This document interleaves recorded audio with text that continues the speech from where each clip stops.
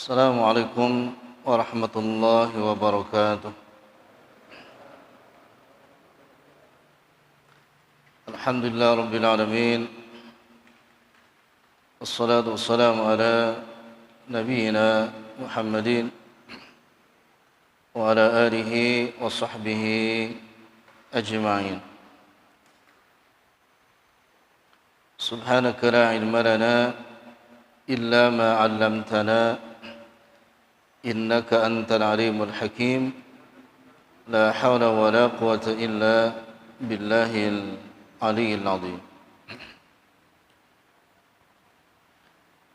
Ikhwani wa akhwati rahimani wa rahimakumullah jami'an. Jamaah salat maghrib yang berbahagia, semoga Allah Azza wa Jalla senantiasa menerima amal soleh kita semua dan Allah lipat gandakan pahalanya, dan kelak Allah takdirkan kita semua insyaallah menjadi para penghuni surga firdausnya Allah Subhanahu wa ta'ala. InsyaAllah Al-Adab Al-Mufrad malam ini melanjutkan bab yang ke-159, yaitu Babuz Ziyarah, bab tentang ziarah. Babuz Ziyarah, bab tentang ziarah, atau bahasa kitanya jarah. Beda menjarah dengan jarah. Jamaah yang berbahagia, ziarah atau ziarah itu lebih umum dibandingkan dengan silaturrahim, karena silaturrahim memiliki makna yang khusus. Sebagaimana artinya, silah artinya menyambung, ar-rahim yaitu dhu rahmin, yang memiliki ikatan kerabat. Ini nama silaturahim. Nah, hari ini kadang-kadang silaturahim menjadi umum bahasanya, berkunjung kepada teman-teman saudara kita yang tidak ada kaitannya satu rahim, satu darah, itu kita sebutnya silaturahim. Ada juga yang lucu ketika kita memakai bahasa ziarah, masyarakat kita serta-merta memaknai kalau ziarah itu mesti kepada orang yang sudah meninggal. Ziarah kubur, ya? Tidak. Ya, ziarah itu memiliki makna yang baik untuk orang yang sudah meninggal ataupun orang yang masih hidup. Ya, dan para sahabat Nabi membiasakan mereka menziarahi teman-temannya yang masih hidup. Ini bedanya antara silaturahim lebih khusus, sementara ziarah maknanya umum. Jamaah yang berbahagia, kita bacakan hadisnya. Haddasan Abdullah bin Uthman qala haddasan Abdullah bin Mubarak akhbarana Hamad bin Salamah an Abi Sinan Asy-Syammi an Uthman ibn Abi Saudah an Abi Hurairah radhiyallahu ta'ala anhu qala Nabi sallallahu alaihi wasallam, idza 'ada ar-rajulu akhahu aw zarahu qala Allah azza wa jalla lahu tibta wa taba mamshaka wa tabawwa'ta manzilan fil jannah. Al-Imam Bukhari rahimahullah meriwayatkan hadis dari Abdullah bin Uthman. Abdullah bin Uthman diberitakan dari Abdullah bin Mubarak, dari Hamad bin Salamah, dari Sinan Asy-Syami, dari Uthman ibnu Abi Saudah, anaknya Ibu Saudah, dari Abu Hurairah radhiyallahu taala anhu. Abu Hurairah dari Nabi sallallahu alaihi wasallam. Apa kata Nabi? Idza ada ar-rajulu akhahu. Apabila seorang atau seseorang berziarah mengunjungi saudaranya, auzarahu atau menziarahi saudaranya. Ini dalam hadis memakai dua kalimat. Yang pertama ada ya'udu, yang kedua zaro. Jadi maknanya kadang ada seseorang yang berkunjung kepada saudaranya seiman, itu bukan hanya sekali, tapi bisa berkali-kali. Maka hadis memakai kalimat ada ya'udu, bolak-balik dia. Tapi kalau ahyanan sewaktu-waktu, maka kalimatnya zaro, ziarah. Ada pernah orang ziarah kubur setiap hari? Enggak ada. Tapi adakah orang yang dikubur setiap hari? Ada. Adakah orang yang gali kubur setiap hari? Ada. Tapi yang ziarah tidak setiap hari.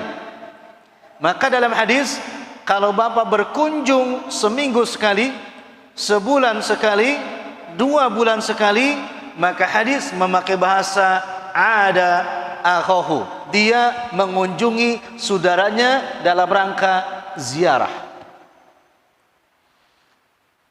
Faidatul hadis, keutamaan dan faidah hadis di sini, bahwa dibolehkan kita terhadap saudara kita, baik yang memiliki hubungan rahim atau yang tidak, mengunjungi mereka, menziarahi mereka di waktu-waktu tertentu. Tentunya biidnihim, dengan izin mereka. Artinya gini Pak, kalau ziarah itu dia harus datang dan liqa, bertemu satu sama lain, berjumpa. Bahkan mungkin dalam ziarah bisa musafahah, ya, bahkan bisa saling menjamu. Tapi kalau silaturahim tidak mesti seperti itu. Artinya bisa dilakukan dengan berbagai macam. Pulang ngaji dari sini Bapak buka HP, kemudian lihat saudara kita di kampung, kemudian kirim WA, Assalamualaikum, bagaimana kabarnya? Maka itu sudah termasuk silaturahim. Apakah berkurang pahalanya? Tidak. Maka gunakan yang punya HP itu Pak, setiap hari.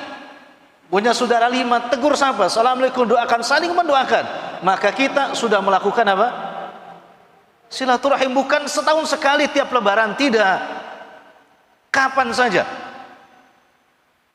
Ya, bahkan saling tahadu, memberi hadiah kepada saudara kita, itu juga bisa dikatakan silaturahim, karena menjaga kekerabatan. Bukankah kalau kita ketika saling memberikan hadiah semakin akrab? Gitu ya. Ketika kita saling memberikan hadiah, apapun hadiahnya itu, maka kita akan saling akrab, semakin akrab. Maka hadiah kepada keluarga kita disebut dengan silaturahim. Kalau ziarah tidak, liqa, berjalan, berkunjung, bertemu, itu ziarah namanya. Jadi disunahkan oleh Nabi, silakan lakukan ziarah kapan saja, baik membawa hadiah ataupun tidak membawa hadiah. Yang menariknya, kadang-kadang kita itu jarang memberikan hadiah kepada saudara kita. Iya Pak? Ada gak sebulan sekali kita ngasih hadiah kepada saudara kita? Ngasih hadiah kepada saudara kita. Oke lah kalau yang jauh, ngasih hadiah sama istri kita, gimana? Berapa bulan sekali? Ngasih hadiah sama istri. Jarang juga. Silaturahim loh Pak. Sama bapaknya istri, sama ibunya istri, mertua. Masya Allah. Maka ada yang bertanya dalam pengajian kepada anak begini. Nggak tahu nih bapak-bapak yang hadir di sini. Bolehkah seorang istri mencuri, mengambil uang dari dompet suaminya tanpa sepengetahuan suaminya? Kira-kira jawabannya kita boleh apa enggak? Hah? Boleh ya? Istri ngambil duit dari dompet suaminya tanpa sepengetahuan suaminya, boleh apa enggak? Hah? Boleh apa enggak? Enggak ya? Tergantung? Gimana maksudnya itu?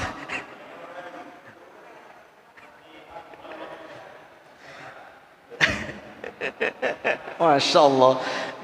Jawabannya Pak, seorang istri mengambil duit dari dompet suami tanpa sepengetahuan suami boleh dengan syarat yang sangat ketat. Boleh dengan syarat yang sangat ketat. Semua para ulama mengatakan boleh. Kapan Pak? Ketika seorang suami itu dilapangkan rizkinya oleh Allah Azza wa Jalla, tapi pelitnya luar biasa sama istrinya, sehingga istrinya hampir-hampir melakukan dosa, mengambil uang untuk punya orang lain. Maka ketika dia tahu di dompet suaminya ada duit, dia ambil, tapi hanya untuk kebutuhan ya yang sangat darurat pada saat itu, boleh dan halal. Nanti pulang kasih tahu istrinya.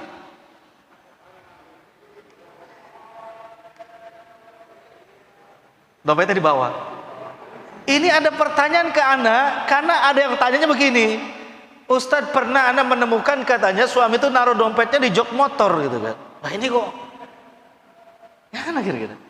Tapi kalau suaminya sudah ngasih uang belanjanya maksimal sesuai dia pendapatannya gitu Pak, kemudian juga hadiahnya lebih besar daripada uang belanjanya, masih mencuri dari dompet suami, itu yang haram. Itu jelas haram. Lah, karena Nabi Shallallahu Alaihi Wasallam itu ketika ada kelapangan Pak, nafkah dengan hadiah kepada istrinya itu gedean hadiahnya daripada nafkahnya. Itulah sunnah Nabi Shallallahu Alaihi Wasallam. Logikanya gini, kalau ngasih uang belanjanya sehari 100.000, Nabi itu kalau ada rezeki ngasih hadiahnya 1 juta. Maka kalau sudah begitu, apa iya istri nyuri dompet suami itu? Yang pernah dicuri mungkin jarang ngasih hadiah, ya kan? Nah ini sunnahnya. Untuk apa? Di situ ada silaturahimnya. Jadi bapak kalau tiba-tiba hilang duit di dompet, jangan ujug-ujug, wah mau lihat saat ini ada apa namanya, tuyul. Jangan-jangan yang di rumah tuyulnya. Jadi evaluasi diri, apakah kita sudah longgar sebagaimana Nabi SAW, tahadu tahabu, saling memberi hadiah maka akan saling mencintai, menyayangi. Ini niatkan dalam bentuk apa? Silaturahim. Nah, kalau bab yang kita bahas ziarah itu harus bertemu, ada safar, ada khuruj, keluar dari rumah untuk mengunjungi seseorang. Gitu ya? Nah, maka kata Nabi SAW, auzarahu, maka dimaknai dengan apa? Ziarah. Ini dulu para ulama begitu Pak. Imam Syafi'i rahimahullah ta'ala berjalan ke Mesir. Ya, Imam Syafi'i berjalan ke Irak untuk apa? Berziarah kepada guru beliau. Imam Bukhari juga sama. Imam Bukhari itu gurunya berapa Pak? Imam Bukhari rahimahullah ta'ala punya guru sebanyak 2.000 orang. 2.000 gurunya, guru ilmunya 2.000 Pak. Imam Bukhari. Imam Syafi'i 1.800 lebih gurunya. Kita berapa guru kita? Imam Bukhari 2.000 guru ngajinya Pak. Makanya kalau ngaji jangan satu ustad, banyak ustadznya. Tafadholu, silakan ngaji pada siapapun. Ya, termasuk antum punya murid, misalnya ditakdirkan punya murid, silakan suruh ngaji ke ustaz siapapun, tidak boleh dilarang. Para ahlul hadis, ahlul fiqh, mereka gurunya banyak, bukan cuma satu. Kenapa, Pak? Kalau cuma satu nanti kita alimun bainal juhala, nanti kita terasa menjadi orang pinter di hadapan orang-orang bodoh, bahaya. Mestinya kita jahilun baina ulama, kita merasa bodoh tapi di lingkungan para ulama, itu yang bagus daripada alimun bainal juhala, kita merasa alim pintar di lingkungan orang-orang jahil. Kenapa? Karena gurunya cuma satu. Wah, saya paling pintar, tapi di hadapan kita siapa? Ya, orang nggak punya akal, orang bodoh. Tapi kalau kita merasa, ya Allah, saya ternyata tidak ada apa-apanya, tapi kita mengatakan demikian di hadapan para ulama, nah itu, Pak. Ya, ziarah. Baik. Lalu bagaimana kata Nabi sallam? Qala Nabi sallallahu alaihi wasallam lahu, kepada Utsman bin Abi Saudah tadi, tibta, satu, Pak. Tibta dari kata toba, baik, beruntunglah kamu. Orang yang baru keluar dari rumah diniatkan untuk ziarah kepada saudaranya yang masih hidup, sudah mendapatkan doa dari Nabi SAW. Tibta, baiklah kamu, beruntunglah kamu. Lalu wa toba man syaka, kata Nabi SAW, dan beruntunglah, berpahalalah mamsyaka, sepanjang perjalanan Anda. Masya Allah, Pak. Nanti ada di bab kedua, seorang sahabat jalan dari Madain itu Irak, ke Syam, masyian, jalan kaki. Irak ke Syam itu perjalanan 900 kilo. 900 kilo masyian, jalan kaki. Tujuannya apa? Berziarah. Kenapa, Pak? Mau paham mereka. Selama kita berziarah, katakanlah dari Puri sini menuju kampung kita di Bogor, di Bandung, di Surabaya, di Solo, di mana-mana, sepanjang jalan Nabi katakan, ya, wa taba mamsyaka, berpahalalah perjalananmu. Ini mengandung arti apa, Pak? Setiap kita yang beriman kepada Allah Azza wa Jal, berjalan kemanapun dihitung oleh Allah Azza wa Jal, baik perjalanan kita mendatangkan pahala atau perjalanan kita mendatangkan dosa kepada Allah Azza wa Jal, tergantung nawaitunya. Maka kalau kita ziarah kepada saudara kita, semakin jauh perjalanan kita, maka semakin banyak pahala yang Allah berikan kepada kita. Ini pentingnya kita berziarah kepada orang yang masih hidup. Masya Allah, ya. Maka dulu kalau jadi santri itu sering kita libur ngaji di ma'had itu, kita ziarah ke guru kita, karena gurunya banyak. Minggu ini guru ini, minggu ini, ziarah terus, karena kita paham. Satu, mendapatkan apa? Langsung mendapatkan doa dari Nabi Sallallahu Alaihi Wasallam. Kedua, sepanjang perjalanan dihaban wa iyaban, berangkat dan pulangnya, kita dicatat sebagai orang-orang setiap langkahnya mendatangkan pahala dari Allah Subhanahu Wa Taala. Masya Allah, ya. Itu di dunia, Pak. Bagaimana urusan akhirat?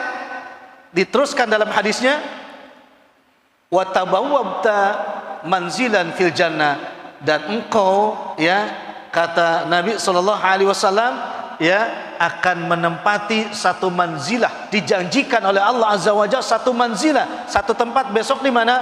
Fil jannah, di surga. Ada seseorang yang kelak ditakdirkan oleh Rabbul Alamin Allah Azza wa Jalla, ibadah yang lainnya biasa-biasa saja, Pak, tapi kecintaan kepada teman-temannya yang nun jauh di sana, sehingga dia selalu mengadakan perjalanan untuk ziarah. Maka dengan perjalanan ziarah tersebut, Allah catat sebagai kebaikan, mendapatkan pahala yang banyak, dan ternyata Allah siapkan satu manzilah, satu tempat besok untuknya di di sorga. Masya Allah. Bulan ini sudah kemana aja kita ziarah, Pak? Belum ya? Belum. Ziarah sudah. Pengen banyak pahalanya, jangan deket-deket, yang jauh. Ya, yang ziarah yang jauh. Masya Allah. Maka sekali lagi ziarahi teman kita, teman sekolah, guru sekolah, ziarahi. Ya nanti kalau sudah PSBB-nya berakhir, ya, di ziarah sekarang malah kena COVID nanti. Itu satu. Kita lanjutkan hadis yang kedua. Berkata Imam Bukhari, haddatsana Bashar bin Muhammad qala haddatsana Abdullah bin Mubarak an Ibni Syaudab qala sami'tu Malik bin Dinar yuhadditsu an Abi Ghalib an Ummu Darda qalat zarana Salman minal Madani ila Syam masyian. Ini hadisnya. Kata Ummu Darda, qalat zarana Salman. Kata Ummu Darda, suatu hari zarona telah datang kepadaku, ziarah kepadaku. Siapa? Salman, yaitu sahabat Salman Al-Farisi. Dari mana dia? Minal Madani, dari Irak. Dulu Madani ibu kota Irak dulu. Ila Syam, ke Syam, Damaskus. Ya, bagaimana caranya Salman ziarah kepada Ummu Darda dari Irak menuju Syam? Masyian, dia berjalan kaki yang jaraknya 900 kilo. Ada yang masih kuat? Jalan 900 kilo. Nggak goes, nggak pakai sepeda. Jalan kaki, masyian, jalan kaki. Masya Allah. Sekarang ada kan Pak? Yang jalan kemarin dari mana? Hah? Ada dari Indonesia ya, yang ke Mekah tapi naik sepeda apa motor kemarin? Motor ya? Naik motor gitu ya? Ada. Ada juga yang goes naik sepeda, ada. Ya kan? Artinya Pak, mereka nggak punya kendaraan, tapi paham fadilah keutamaan ya, yang besar dari Allah Azza wa Jal dalam ziarah itu. Hatta 900 kilo dia berziarah. Walaupun mestinya apa? Masyian, jalan kaki. Sekarang kita Masya Allah motor punya, mobil alhamdulillah, teman banyak, guru punya, tapi nggak mau ziarah. Ya, kenapa? Ngandelin pahalanya. Pahala udah banyak dari sholat, dari ngaji. Nggak begitu. Ziarah bagian daripada sunnah Nabi Sallallahu Alaihi Wasallam. Tapi sesuai dengan sunnah juga, kalau mau menziarahi saudara kita masuk seiman, bukan saudara senasab, ya guru kita, terlebih dahulu mesti minta izin. Minta izin dulu, khawatir dia sedang di mana atau sedang ada urusan, nanti mengganggu, minta izin dulu. Kalau diizinkan, ziarah. Kalau tidak, bersabar, tunggu waktu yang diizinkan. Masya Allah ya, banyak pahala itu Allah sayang kepada kita. Banyak pintu-pintu surga itu Allah bukakan, hatta lewat apa? Ziarah. Maka jangan diartikan ziarah itu hanya ziarah kubur saja. Ziarahi orang yang masih hidup itu lebih utama.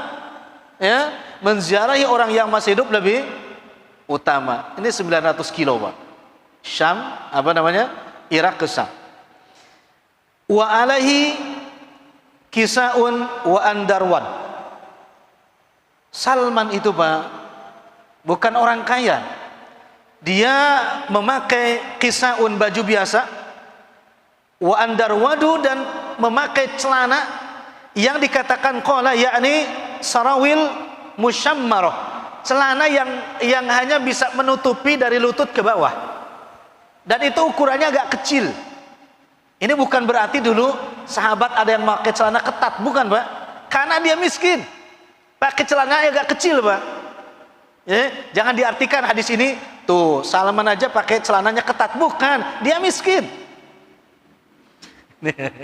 Jangan naik sepeda ketat-ketat banget. Ini sahabat Nabi, bukan begitu. Dia nggak punya, tapi ingin mendapatkan pahala ziarah pakai celana yang dari lutut ke bawah sedikit Pak. Itu agak sempit, kecil.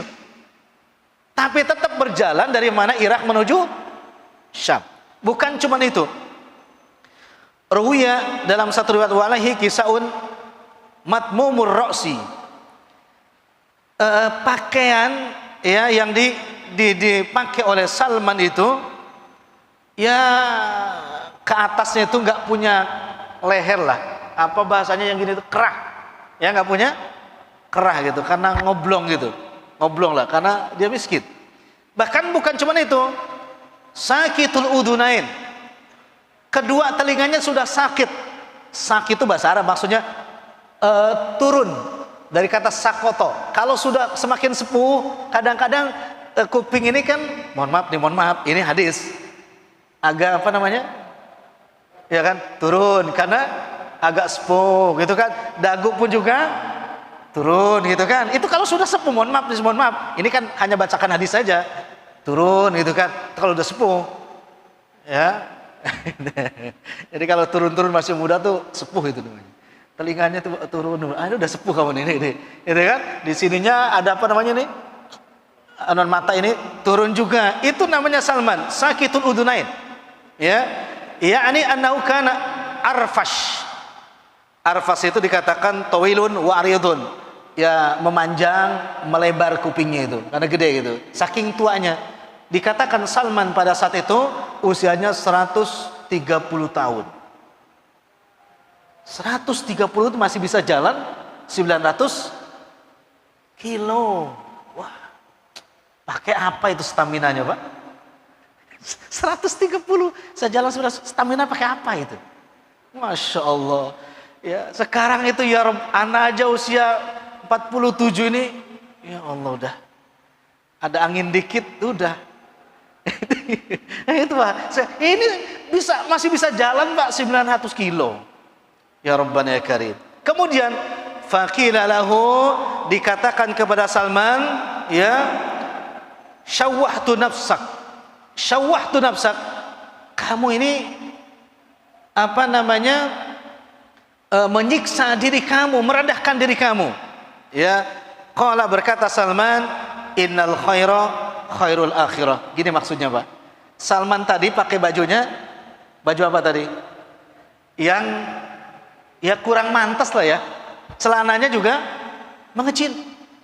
Kemudian dia sudah tua sampai kelihatan kupingnya turun. Dijelaskan oleh siapa itu? Oleh Ummu Darda tadi, wahai Salman, kamu ini kok datang ke sini dengan seperti itu, mau menyiksa diri. Ini maksudnya gini, hadis ini jangan salah, maksudnya Pak. Kalau mau ziarah ke tempat saudara kita itu, menurut versinya Ummu Darda, maka harus berpakaian yang rapi. Itu loh maksudnya. Pakaian apa? Rapi. Kenapa? Karena kita ziarah kepada saudara kita dengan pakaian rapi, maka saudara kita atau teman kita yang kita ziarahi merasa terhormat. Sunnah itu. Makanya bapak-bapak kalau datang ke undangan bajunya rapi enggak? Rapi. Ini yang dipesankan oleh Ummu Darda. Batik yang bagus, sepatunya bagus, bajunya bagus. Ini kalau menziarahi kepada saudara kita, teman kita harus seperti itu. Salman nggak make karena dia apa? Miskin. Artinya apa, Pak? Jangan mengada-ngada kalau nggak punya. Jangan nggak datang ke undangan, walaupun diundang gara-gara nggak punya baju bagus. Nggak usah. Apa yang ada di rumah pakai, syukuri. Gitu maksudnya, Pak. Atau jangan juga mengada-ngada bikin takaluf. Misalkan, wah saya ini belum beli baju baru nih untuk keundangan besok. Itu juga nggak usah. Mana yang paling bagus yang kita punya di rumah, pakai untuk membahagiakan orang yang kita ziarahi. Ayo, berarti kan jelas hadis. Kalau kita punya pakaian bagus, untuk bertamu kepada saudara kita, pakai baju itu. Jangan memakai baju yang apa? Yang jelek. Itu Pak ya. Ini sudah diamalkan ini ya. Sudah. Kapan mengamalkannya? Kalau ke undangan. Kalau ke undangan, wah cakep-cakep, kelihatannya umur-umurnya 16 semua gitu. Wah, pakaiannya bagus-bagus. Ini ziarah, Pak. Ya. Wa kadzalika, dan demikian menghadap Rabbul Alamin Allah Azza wa Jalla juga harus pakaiannya apa? Yang bagus juga, yang indah juga. Ini, tapi apa jawab Salman itu? Salman mengatakan, innal khaira khairul akhirah. sesungguhnya kebaikan itu, kata Salman, yang dikatakan baik adalah baik urusan akhiratnya. Dia wajar berkata demikian karena dia apa? Nggak punya, Pak. Tapi kalau kita punya baju yang bagus, berkunjung kepada teman kita, kepada guru kita, memakai pakaian jelek, lalu guru kita mengatakan, kenapa kamu pakai pakaian jelek? Lalu kita katakan, innal khairul akhirat. Oh, nggak bisa. Yang penting ibadahnya, Pak, bukan bajunya. Nggak bisa, Pak. Tetap kalau punya pakai yang bagus. Insya Allah ya. Alhamdulillah nih, jamaah kita di masjid ini pakaiannya bagus-bagus sholat. Itu sesuai dengan contoh Nabi dan para sahabat Nabi. Jangan yang jelek-jelek, yang bagus pakai, Pak. Tentunya yang halal ya kan, kain sarung gitu kan, yang halal. Jangan sutra yang dipakai, gak boleh laki-laki pakai sutra. Ya, ini pakai yang bagus. Nah, ini makna hadis supaya menjadi satu ilmu bagi kita semua, bahwa termasuk sunnah para sahabat, kalau mengunjungi teman-temannya harus, kalau punya, kita mesti memakai baju yang bagus. Laki-laki yang bagus mah sisir dirapi. Coba lihat kisah para sahabat itu, rambutnya tuh rapi-rapi, Pak. Ya, rapi-rapi rambutnya. Punya jenggot juga, jenggotnya rapi disisir. Ya, jangan jenggot tuh kiri satu, kanan satu. Jangan, yang rapi sisir. Sudah kelihatannya jamil, indah kelihatannya. Ya, Masya Allah, ini menunjukkan Islam itu luar biasa. Sampai para sahabat Nabi itu ketika kata Rasulullah, jalasna, duduk bersama kami, maka mereka mengatakan, aku mencium rih, ya, bau wangian yang mereka pakai. Ini menunjukkan para sahabat itu kalau duduk bersama teman-temannya tercium, Mbak, aroma minyak wangi yang mereka pakai, sehingga betah yang duduk bersama mereka. Itulah umat Islam. Ya, jangan begitu duduk itu aromanya 7 macam tercium. Ya, jengkolnya, petainya, bawangnya, macam-macam itu tercium. Nah ini, ya, laisa minal Islam, ya, kayak begini bukan orang-orang Islam yang benar gitu kan. Pakai, kecuali kalau nggak punya. Makanya dulu anak telah pernah bicara di sini, seminggu sekali mungkin.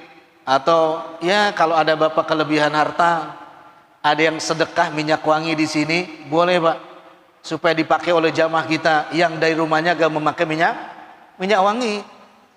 Ya, diikat, tapi ikat pakai benang gitu kan, ikat pakai tulisan, ya, tidak untuk dibawa pulang. Dan kalau sudah habis isi lagi gitu. Ya, supaya apa? Supaya jamaah kita tuh pakai wangian, sehingga kalau kita berdekatan itu tercium reh, aroma yang wangi, Pak. Bismillah ya, yang punya rezeki infak Bapak 1 botol segini, yang berapa mili, Pak? Segini. Ya, minyak wangi Bapaknya pakai, nanti kasih pengurusnya. Jangan di itu semua, pintu ini 1, pintu 1, pintu 3, ya, 3 tempat itu. Bismillah, Pak, itu pahala. Ya, supaya enak gitu kan. Apalagi sekarang musim panas, Pak, duduk sebentar, ya, berkeringat, ya, keluarlah aroma yang tidak sedap, ya kan, tercium apa, terbawa lagi kipas angin, ya, ditransfer ke dekat kita, ya sudah tercium, akhirnya sujud kita nggak apa lagi, nggak khusyuk, gara-gara apa? Ada aroma yang tidak enak, gitu. Ini, Masya Allah, luar biasa. Kita bacakan satu hadis lagi, Pak.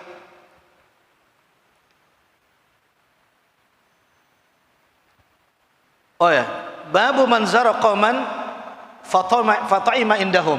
Bab ini 160. Babu man zara qauman fata'ima indahum. Bab menziarahi suatu kaum, ya, kemudian mereka makan di sana. Maknanya adalah disuguhi makanan di tempat yang kita ziarahi. Bagaimana sikap kita sesuai dengan sunnah Nabi sallallahu alaihi wasallam.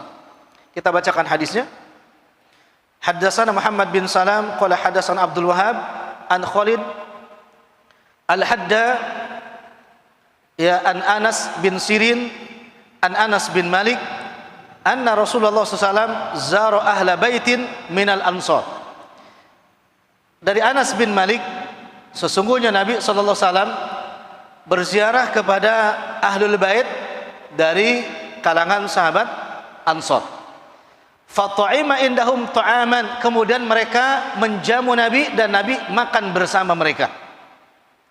Sunnahnya jamaah sekalian, kalau kita tahu mau diziarahi oleh saudara kita, sunnah yang punya rumah, maka sunnah untuk menjamu tamu kita sesuai kemampuan. Ya, sunnah menjamu tamu sesuai kemampuan kita. Dan jangan mengada-ngadakan yang di luar kemampuan. Silakan yang ada, suguhkan kepada tamu kita. Ya. Dan sunnah juga tamu itu supaya hati sahibul bait itu tenang, senang, juga bahagia, kita sunnah ikut makan bersama. Walaupun makanan itu kita nggak suka, tetap kita perlihatkan bahwa kita suka. Ini gampang nggak akhlak ini? Ya, disuguhin kopi, bapak nggak biasa minum kopi, lalu bilangnya apa kita? Maaf pak, saya nggak minum kopi. Jangan begitu.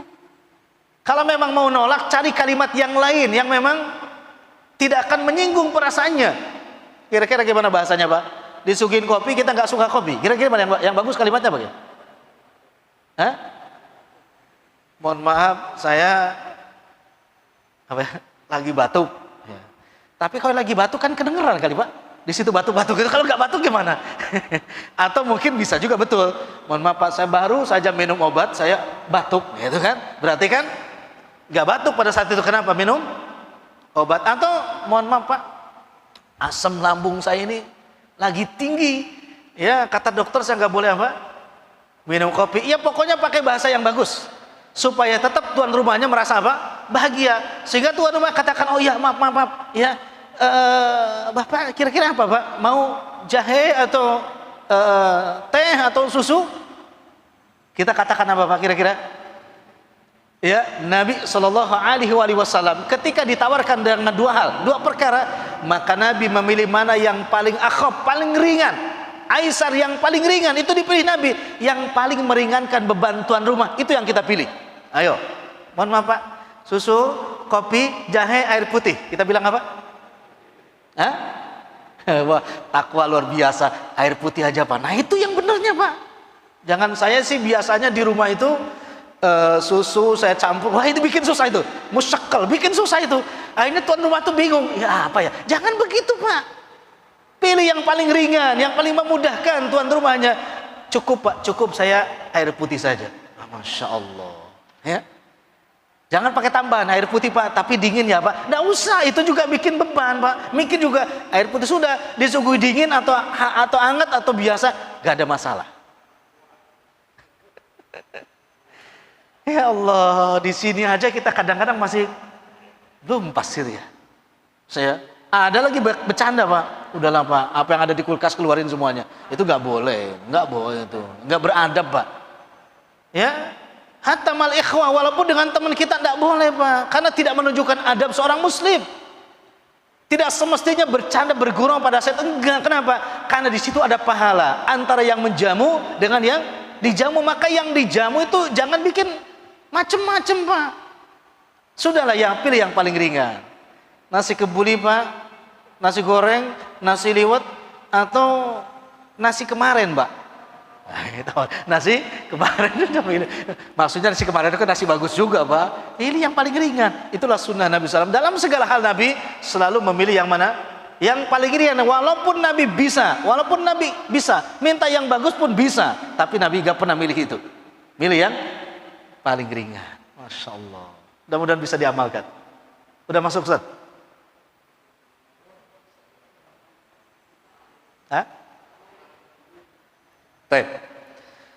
Kemudian setelah itu apa? Falamma kharaja amara bimaqadin minal bait. Fanudiha lahu ala bisatin fasalla alaihi wa da'alahum. Nih. Kemudian setelah itu Nabi keluar dan Nabi meminta kepada tuan rumah, ini boleh disediakan satu tempat semacam mihrab. Ya, di sini ada ala bisatin, mihrab, supaya Nabi bisa sholat sunnah di tempat tersebut. Setelah itu apa hikmahnya? Wada'alahum, dan Nabi berdoa di mihrab tersebut untuk orang yang telah menjamu Nabi Shallallahu Alaihi Wasallam. Masya Allah. Ini apalagi ya? Ini bukan waktunya sholat, Pak. Bukan waktunya sholat. Tiba-tiba bilang, maaf, ada tempat untuk sholat sunnah gak saya di rumah Anda? Untuk apa tujuannya? Nabi untuk mendoakan tuan rumah. Masya Allah. Kita nggak begitulah. Yang penting habis makan jangan lupa doain. Masya Allah ya. Paling gampang apa doanya itu? Ya cukuplah. Jazakallahu khairan. Paling gampangnya, gitu kan? Harus doakan yang masaknya dan segala macam didoakan oleh kita.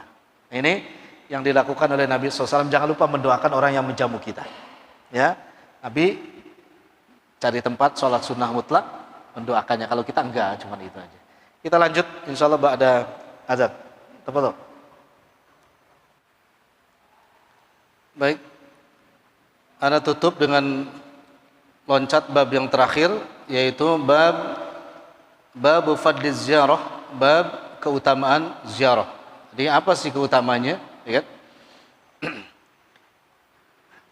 Baik, haddatsana Sulaiman bin Harb wa Musa bin Ismail qala haddatsana Humad bin Salamah an Thabit an Abi Rafi' an Abi Hurairah radhiyallahu ta'ala anhu.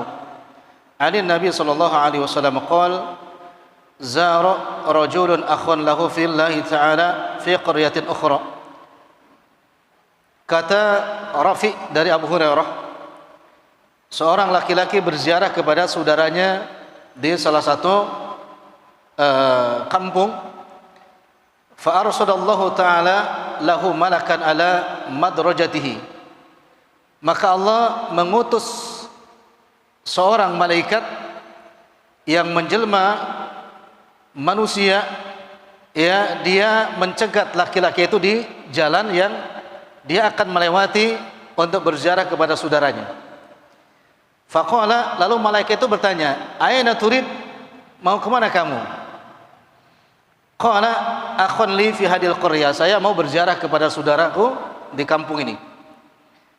Faqala, berkata malaikat, "Hal lahu alaika?" Apakah atasmu bagi dia itu ada sesuatu? Min ni'matin tarubbuha.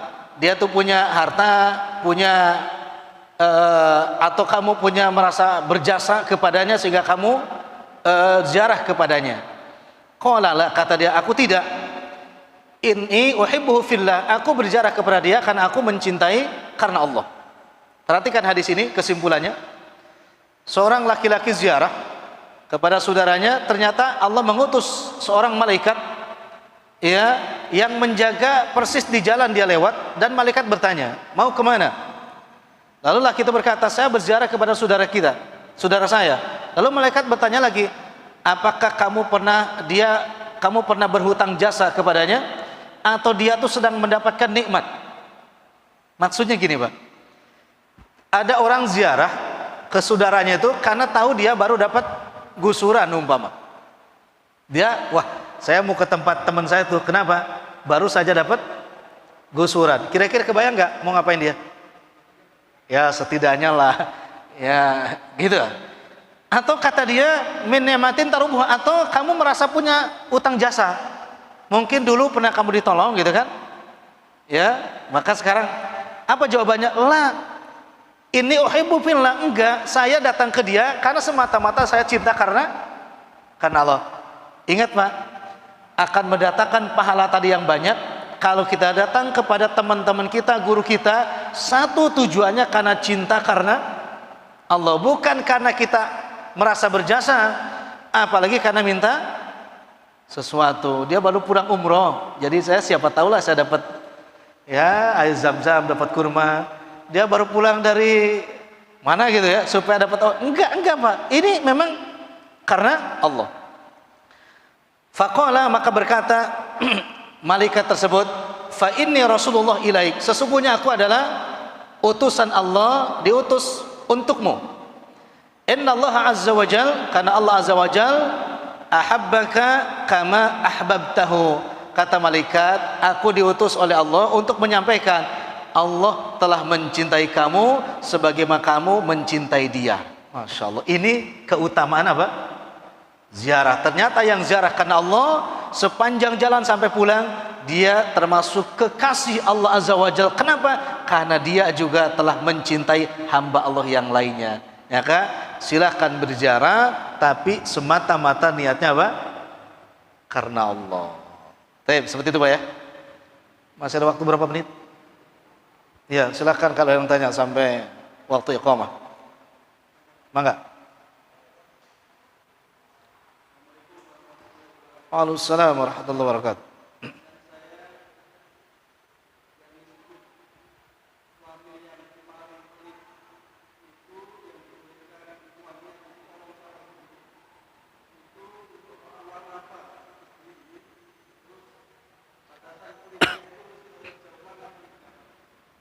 Itu aja.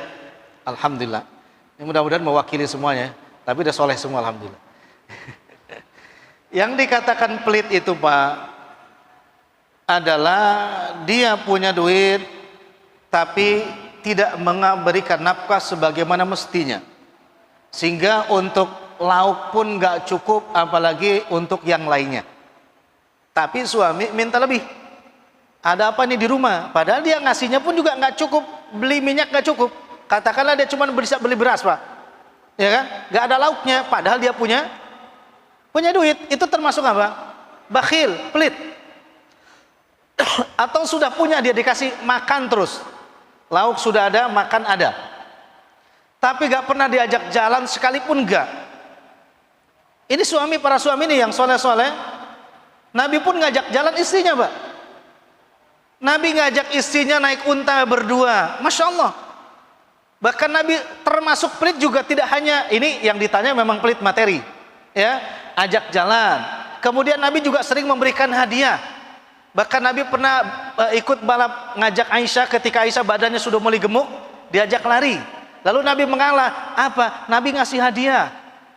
Jadi kalau suami cuma ngasih makan doang sama istri, pada dia punya duit banyak, gitu kan, nggak pernah ngasih hadiah, baju istrinya sampai kumel, gitu kan, ya, ini termasuk juga bakhil, gitu Pak. Minta untuk yang lain sekolah nggak dikasih. Dia istrinya pengen jajan, ya sebulan sekali beli gehu gitu, nggak dikasih, padahal dia punya duit. Suaminya royal, bahkan boleh jadi suaminya tuh sekretaris di kantor dijajanin, istrinya nggak pernah dijajanin. Nah yang kayak begitu dompetnya boleh diambil, tapi hanya cukup untuk kebutuhan saja Pak, emergency. Artinya apa? Dia pengen lihat orang tuh sampai apa bahasanya Pak? Hah? Netesin apa namanya? Ngiler ya? Ya itulah. Tapi minta sama suami nggak dikasih terus Pak, dia ngambil hanya untuk beli itu aja, halal, gitu ya.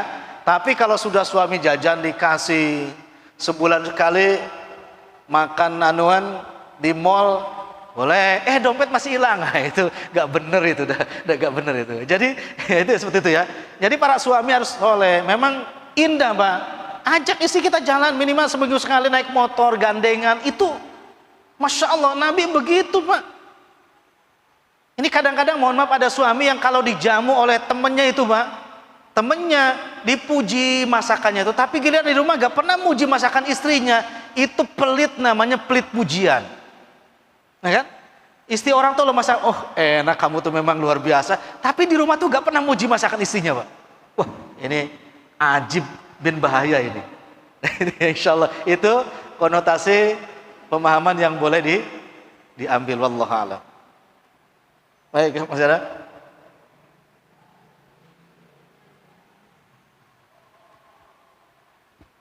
Berapa menit? Udah? Alhamdulillah ya. Insyaallah mudah-mudahan kita termasuk para suami yang soleh semua, dan Allah takdirkan istri kita juga solehah, anak-anak kita soleh dan soleha.